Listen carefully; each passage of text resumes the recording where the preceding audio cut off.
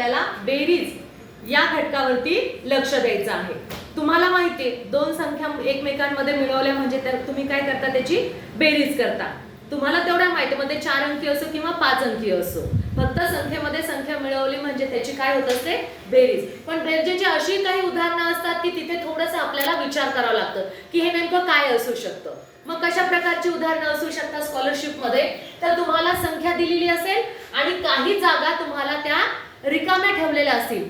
त्या रिकाम्या जागेमध्ये कोणत्या संख्या असू शकतात हे तुम्हाला विचार करून उत्तर काढायचं असतं.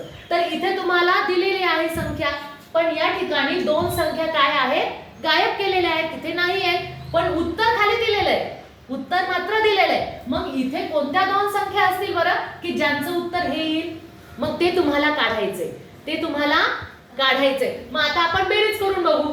बघा 9 मध्ये 4 मिळवले किती आले, 13. 13 मधून वर काय केलं आपण, वर कॅरी ओव्हर केला, एक हातचा दिला बरोबर. 8 मध्ये 1 मिळवला किती आले, 9. आता 9 मध्ये किती मिळवले म्हणजे 4 चा आकडा येईल. 9 मध्ये किती मिळवले म्हणजे 4 चा आकडा येईल. 9 5 14. 9 5 14. 14 शे 4 शे 4 हातचाला 1. 6 ने 7. 7 3 10. 10 मध्ये 0 शे 0 हातचाला 1. 7 मध्ये 1 मिळवला किती झाले 8. 8 मध्ये किती मिळवले म्हणजे 4 चा आकडा मिळेल. 8 मध्ये किती मिळवले 4 5 6. 8 मध्ये 6 मिळवले म्हणजे कितीचा आकडा मिळेल आपल्याला, एकक आणि 4 चा. 8 आणि 6 किती होतात 14. 14 मधले 4 अशी 4 हातचा आला 1. 2 2 4 आणि 1 5. बघा म्हणजे इथे 6 आणि इथे 5 मिळाले आपल्याला. आणि ऑप्शन मध्ये कुठे आहे 6 आणि 5, ऑप्शन क्रमांक 3. बेरीज कशी करायची, तुम्हाला दोघांची बेरीज करून हातचा आणि मग त्या दोघांच्या बेरजेमध्ये किती मिळवले म्हणजे आपल्याला उत्तर येईल. 9 मध्ये 5 मिळवले म्हणजे 4 चा आकडा मिळतो. 9 मध्ये किती मिळवले म्हणजे एकच स्थानी 4 मिळतात. अशा प्रकारचं हे उदाहरण आहे. आता दुसरं उदाहरण कसं आहे बघा. मागच्या सराव पेपर मध्ये तुम्हाला यावर आधारित प्रश्न विचारला होता. आपली सराव परीक्षा झाली की नाही मिशन आरंभची, मग त्याच्यामध्ये अशा प्रकारचा प्रश्न विचारला होता. अ ब ब क, त्याच्यामध्ये अ क क ब मिळवले म्हणजे उत्तर काय येतं ब ब ब ब. मग आता तुम्हाला अनुक्रमे आपल्याला काय सांगितलं त्यांनी, अ ब आणि क यांच्या काय किमती असतील, यांच्या किमती काय असतील. मग अ ची ब ची क ची किंमत तुम्हाला माहिती आहे का, नाही माहिती. पण तुम्हाला ऑप्शन दिलेत, तुम्हाला काय दिलेले आहे, ऑप्शन दिलेले आहेत. ते ऑप्शन त्याच्यामध्ये बसून बघायचे.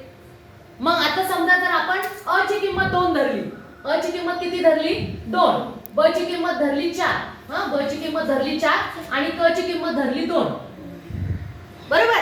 मग आता इथे ब आहे, ब ची किंमत किती आहे 4, म्हणजे इथे काय आला पाहिजे 4च आलं पाहिजे. मग सांगा बरं इथे पण 4 आहे, क ची किंमत किती आहे 2, क ची किंमत किती आहे 2, अ ची किंमत किती आहे 2. हा म्हणजे यांच्या पण किमती आपण सेम ह्याच टाकल्या. मग 2 मध्ये 4 मिळवले किती येतात 6. पण इथे 4 पाहिजे आपल्याला.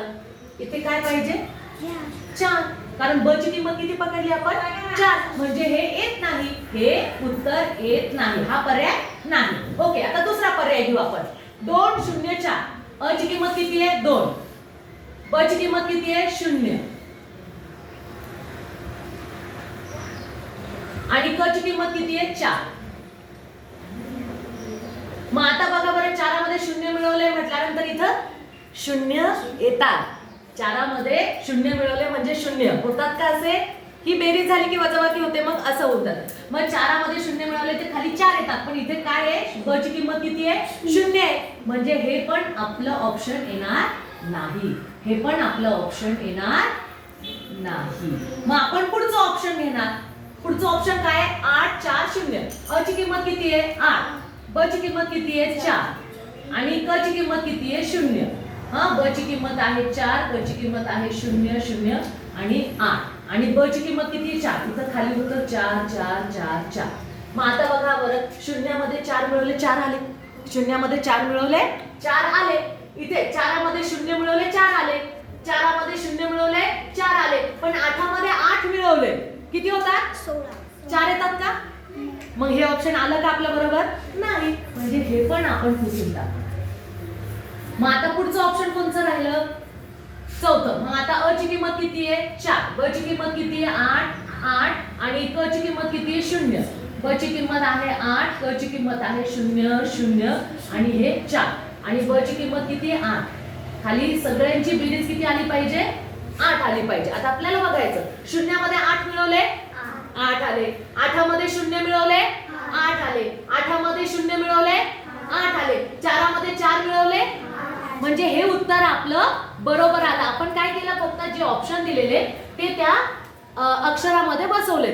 ते ऑप्शन फक्त त्या किमती फक्त त्या ह्याच्यामध्ये बसवले आणि आपल्याला पर्याय किती क्रमांकाचा मिळाला 4 नंबरचा.